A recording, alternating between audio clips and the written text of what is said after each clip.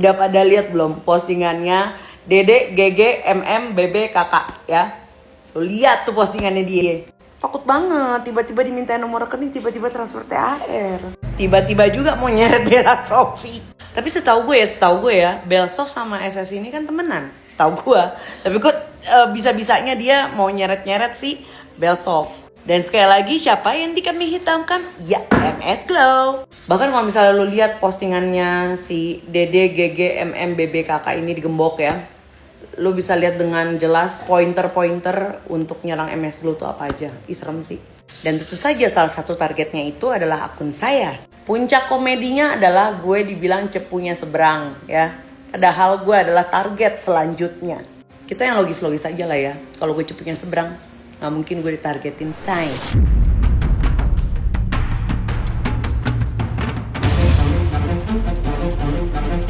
Penyidik itu akan menahan kita itu 20 hari ke depan.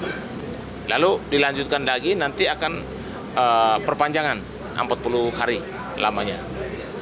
Jadi untuk tahap 2-nya atau P21 atau P19-nya mungkin sudah jalan, tapi tahap 2-nya untuk P21-nya itu memang masih dalam tahap komunikasi ya, karena berkasnya bolak-balik gitu biasanya. Ketika tahap 1 dikirim, P19 dikembalikan oleh jaksa dengan petunjuk-petunjuk dari jaksa, dan itu dipenuhi, makanya terjadilah P21 atau tahap 2. Ketika tahap 2 diserahkan tersangka, barang bukti ke jaksa, artinya polisi sudah tidak lagi artinya melepaskan itu kepada jaksa untuk mengurus persiapan untuk proses sidang.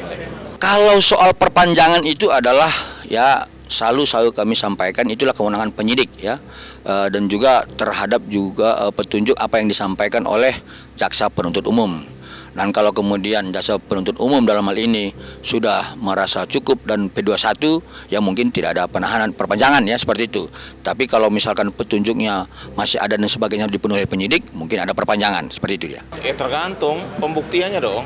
Apakah semua saksi ahli barang buktinya sudah lengkap atau tidak? Karena jaksa itu menerima satu berkas atau menerima misalnya P21 tahap 2 itu semuanya sudah lengkap sesuai petunjuk mereka juga. Kalau masih kurang, misalnya barang bukti atau alat bukti yang masih kurang atau pemeriksaan saksi masih kurang atau tersangka, mereka akan minta memberikan petunjuk kepada kepolisian untuk melengkapi itu berkas. Kami tetap berharap bahwa peristiwa hukum antara tanggal 27 Oktober, 13 November, 14 November, dan 27 November itu harus dikaitkan. Ya, artinya kami tetap berpendapat itu sebenarnya tidak boleh hanya 2 tersangka ya. Itu pendapat saya ya sebagai seorang advokat ya. Dalam hal ini untuk mempertahankan kepentingan dan hak klien kami.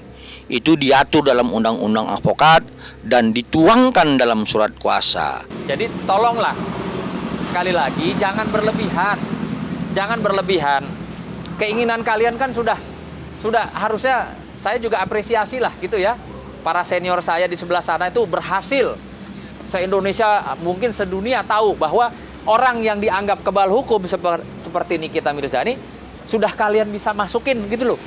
Ya. Jadi mau apa lagi? Nah, kalau kemudian ya ada rekan-rekan sejawat kami ya selalu ya mengkoreksi apa yang saya lakukan.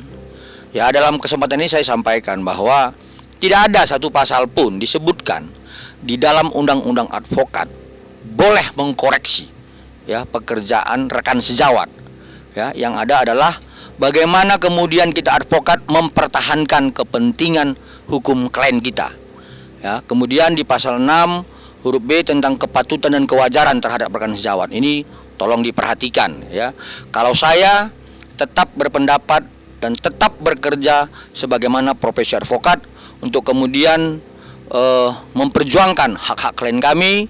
Kalau kemudian ada hal-hal yang salah tentang apa yang saya sampaikan terhadap penyampaian hukum normatifnya, dikoreksinya bukan melalui hal-hal pengkoreksian terhadap apa yang kami lakukan, tetapi ada upaya-upaya hukum ya, baik itu pra-peradilan, kemudian pembelaan di persidangan atau melalui eksepsi mulanya.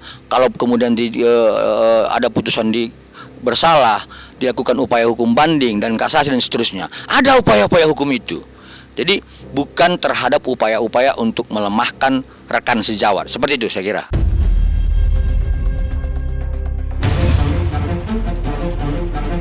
Kami dari Rian Gumai Law Firm yang juga sebagai warga Kota Palembang telah menempuh upaya hukum menyatakan sikap tegas sehubungan dengan upload video yang beredar dengan judul Tragedi Rendang Hilang oleh pemilik akun Instagram @willy27_ yang mana kami telah melakukan pengaduan masyarakat terlebih dahulu berdasarkan nomor LAP/2025 0322/3F227 di hari Sabtu 22 Maret 2025 yang kemudian telah diperkuat melalui surat tanda terima pengaduan nomor STTP-59-3 Romawi 2025-Subdit 5 Ditreskrimsus Polda Sumsel.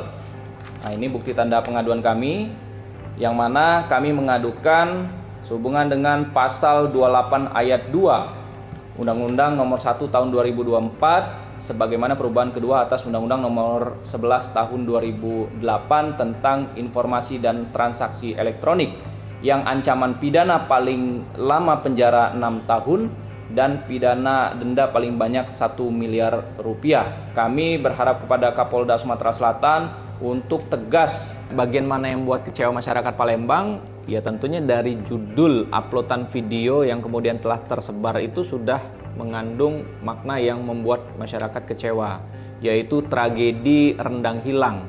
Rendang hilang ini seolah-olah ada yang maling, padahal kan itu memang sengaja dibuat konten untuk membagi-bagikan, niatnya baik ya toh, kemudian itu dimasak dan akhirnya dibagikan kepada masyarakat. Nah, ini kan bukannya ada maling, tapi memang itu diperuntukkan untuk dibagikan. Nah, hanya saja tidak tertib. Karena apa? Karena ada informasi yang didapat koordinasinya ada yang tidak sesuai begitu kan, serba dadakan begitu kan. Nah, hal ini yang perlu kita tanyakan juga berkaitan dengan izin, keramaian, berkaitan dengan skin atau rundown atau schedule yang sudah ditentukan tuh apakah sudah sesuai atau melebar jauh daripada konteks sebelumnya. Nah, kalau ditanya berkaitan dengan apa ini termasuk krisis moral, ya jelas masyarakat Palembang tidak merasa seperti yang dituduhkan gitu kan ya. Tapi kan ini menjadi bias. Tragedi rendang hilang ini ya yang dipertanyakan tadi apakah ada maling. Padahal kan masyarakat Palembang menyambut si Willy Salim untuk melakukan kegiatan kontennya dengan baik-baik dan menghantarkannya dengan baik-baik. Tapi kenapa sangat disayangkan judulnya itu membuat kegaduhan yang itu akhirnya menjadi pro dan kontra dalam beberapa kolom netizen yang ada di postingan video tersebut.